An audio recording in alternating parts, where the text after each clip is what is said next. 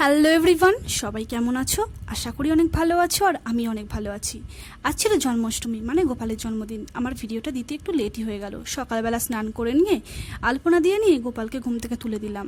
ঘুম থেকে তুলে সুন্দর করে গা হাত পা মুছিয়ে দিলাম। গা হাত পা মুছিয়ে দেওয়ার পর একটা নতুন জামা পরিয়ে দিলাম।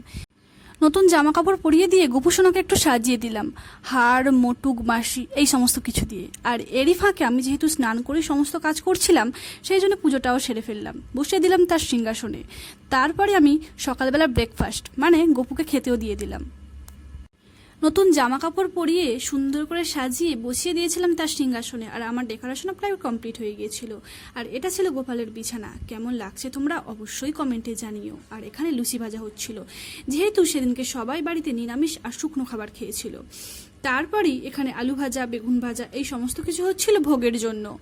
এখানে গোপালের জন্য খিচুড়ি রান্না করা হচ্ছিল, আর তারপরই হচ্ছিল পায়েস। তোমরা কি ভাবো আমি শুধু রিলস আর ভিডিওই বানাই, রান্না বান্নাকে কিছু করতে পারি না? আরে সেটা কেন হবে, আমি রান্না বান্না সবই পারি, শুধু ভিডিও দিই না বলে তাই। তোমরা যদি চাও অবশ্যই ভিডিও দেবো।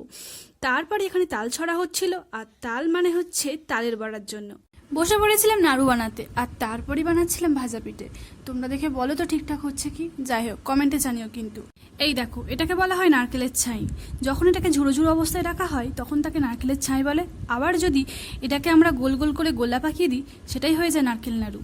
তারপরে আমি গোপালের জন্য লজেন্স, চকলেট, বিস্কুট এই সমস্ত কিছু সাজিয়ে দিচ্ছিলাম।